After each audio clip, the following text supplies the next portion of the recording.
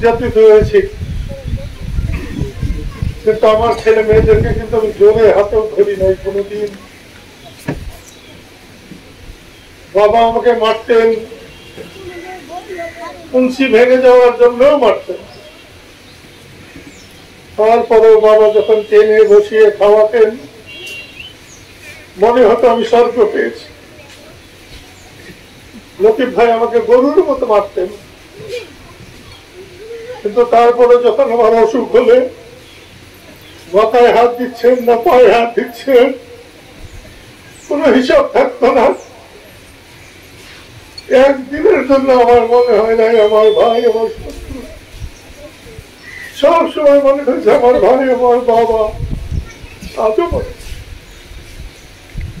রাজনীতিতে অনেক উথাল পাতাল গেছে, তিনি আমাকে যখন যা করেছেন, যা শাসন করেছেন, আমার জন্য আল্লাহর আশীর্বাদ পেয়েছি। দোয়া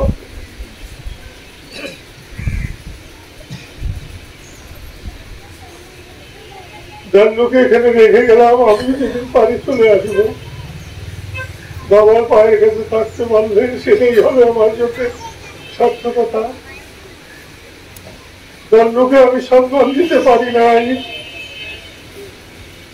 জান্নুকে আমার মানুষেরা সম্মান দেয় নাই, দিতে পারে নাই। সারা দুনিয়ার খবর বলতে পারবো না কোন প্রবাসী স্বামীকে তার স্ত্রী এভাবে দেশে ফিরিয়ে আনে। একমাত্র নজির জাস্টিস সিং। আব্দুল হামিদ রাষ্ট্রপতি হয়েছিলেন, কাদের সিদ্দিকী তত্ত্বাবধান পরিষদের মিটিংয়ে আব্দুল হামিদ ও সাধারণ বক্তা হিসেবে অনেকবার হাজির হয়েছেন। জিল্লুর রহমান রাষ্ট্রপতি হয়েছিলেন, সে জিল্লুর রহমানও কাদের সিদ্দিকী তত্ত্বাবধান পরিষদ, যেটার আহ্বায়িকা ছিলেন নাসরিন, তিনি অনেকবার শরীর হয়েছে। কালকে সন্ধ্যায় আমি ফোন করেছিলাম মিরাজ নামে একটি ছেলে। আমি যেদিন ঢাকায় আসি, ঢাকা বিমানবন্দরে আমাকে দাঁড় করিয়ে দিয়েছিল মিরাজ। তার সঙ্গে কথা বললাম আমেরিকাতে, পাগল হয়ে। নুরুল নবীর সঙ্গে কথা বললাম, পাগল হয়ে। আমি আর কিছু চাই না, আমি মানুষের কাছে দোয়া চাই। 3টা বাচ্চা রেখে গেছে ওর মা, মায়ের অভাব বাবা কোনোদিন পূরণ করতে পারে না। তবুও আমি চেষ্টা করব। ওদের একে তো বাবা আমি ছিলামই, এখন যদি মা হয়ে আমি ওদের পাশে থাকতে পারি, ওদের করতে পারি। আপনারা দোয়া করবেন। আমার বড় মেয়েটা খুব আঘাত পেয়েছে, ছোটটা তো বোবা হয়ে গেছে, ছেলেও কেমন যেন পাগল হয়ে গেছে। দোয়া করবেন ওরা যেন স্বাভাবিক হয়, আল্লাহ যেন ওদের রহমত করে। আমি হাদিস কোরআনে পড়েছি, আল্লাহর মাল যখন আল্লাহ নিয়ে যায় তার জন্য বেশি শোক করতে নাই। আমারও অন্যায় হচ্ছে কিনা আমি জানি না, কিন্তু আমি পারছি না। জীবিত থাকতে বোধহয় একজনও মনে করতে পারি নাই। এতটা আমার হৃদয় জুড়ে, এতটা আমার সমস্ত অস্তিত্ব জুড়ে জান্নু ছিল। এমন সাদামাটা মানুষ খুব একটা হয় না। মেয়েদের যতগুলি থাকে তারপরেও কিছু দোষ থাকে, কিন্তু আমার জান্নুর সে দোষও ছিল না। আপন পর ভাবতে জানতো না, কারোর সঙ্গে শত্রুতা করতে পারতো না। বাজার করতে টাকা দিলে 50 টাকাকে 500 টাকাকে 50 টাকা ভেবে বাজার করত। আবার অনেক সময় বলতো আমি টাকা দেই এত কম, ওরা এত বেশি বাজার করে, তারপরে টাকা ফেরত দেয়। এটা একবার দুবার করে নাই। আমি যখন বর্ধমানে ছিলাম তখনও হয়তো 3 বার না 4 বার করেছি, ঢাকায় না হলে 5-6 বার করেছি। এখন খোলামেলা মানুষ, জড়তাহীন মানুষ, আদৌ মেয়েরা হয় কিনা আমি জানি না, আমি তো মেয়েদের ভালো জানি না।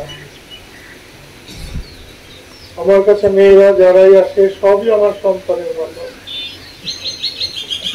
আমার মেয়েরা আমাকে গালাগালি করে, তোমার কাছে তো তোমারই সব মেয়ে বাচ্চা, আমরা তো কিছুই না।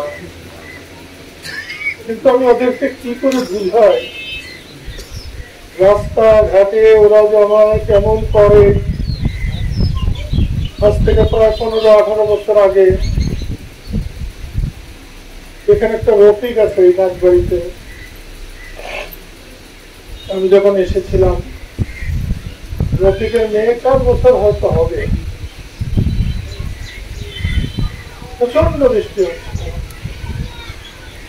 দাদা দাদা বলে কি যে যত্ন করেছিল, এখন পর্যন্ত আমি ভুলতে পারি না। আমি প্রায় 1 বছর ঘরে বাইরে ছিলাম। আমার দাবি ছিল খালেদা জিয়া আপনি হরতাল বন্ধ করে। শেখ হাসিনার কাছে দাবি করেছিলাম আপনি আলোচনায় বসেন। তারা অনেকে আমার কথা শুনে নাই। সেই সময় আমি নাগরপুর গিয়েছিলাম।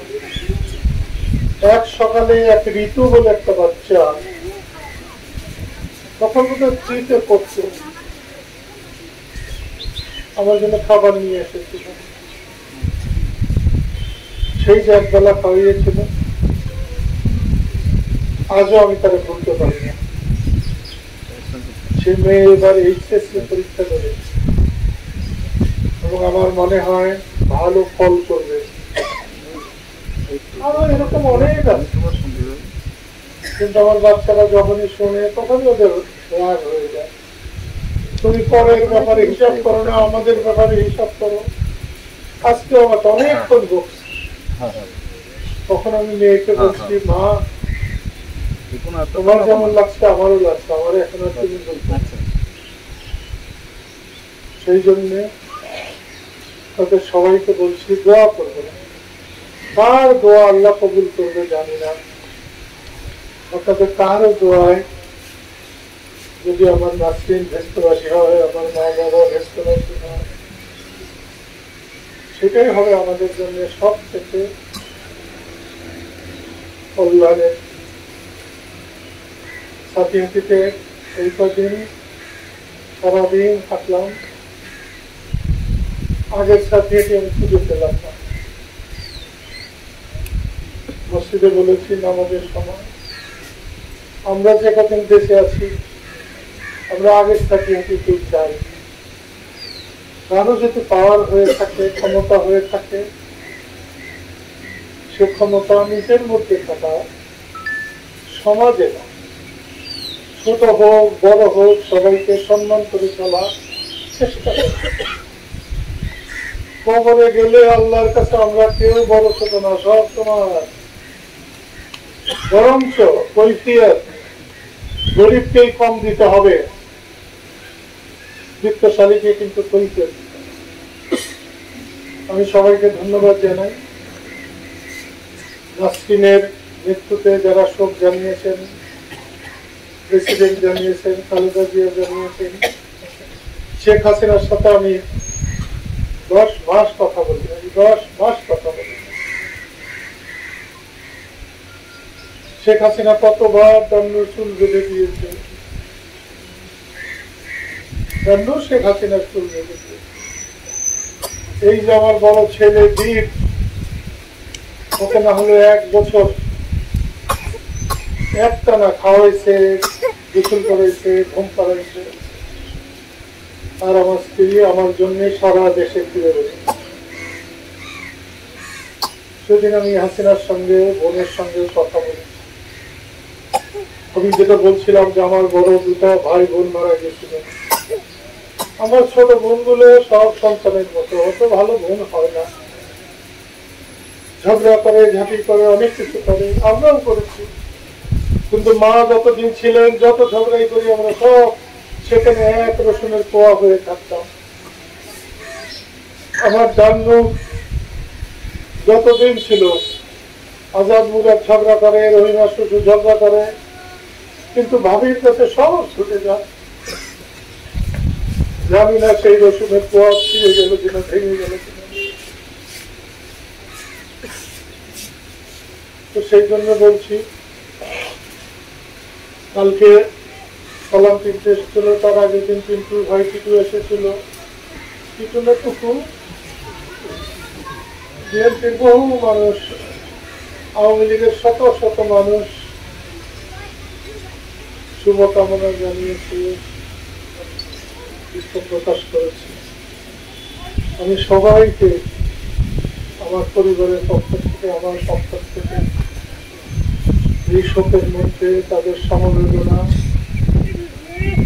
আমি তাদেরকে দোয়া করি আল্লাহ যেন তাদের। ভারতীয় অনেকগুলো নেতা আমাকে ফোন করেছেন, বলেছেন, সেখানে ছোট মানুষ যেমন আছে, অনেক বড় মানুষ আছে। আমি তাদেরকে বলেছি আপনাদের এই শুভ কামনা আমার জীবনে, আমার পরিবারের জীবনে, আমার এই দুঃখের সময় একটা আশীর্বাদ হয়ে থাকে। আমি আর আমার কথা বাড়াচ্ছি না। আমি আমার পিতৃতুল্য বড় ভাইকে এই সময় দুই কথা বলার জন্য, আমার বাবা মা যারা চলে গেছে তাদেরকে দোয়া করার জন্য আমি অনুরোধ জানাচ্ছি। এরপরে মিলাদ হবে, দোয়া হবে, তারপরে একটু তোবারক হবে। আপনারা ধৈর্য ধরবেন, আমরা আপনাদেরকে তার পবিত্র আরশের ছায়া তলে রাখুন। আমিন।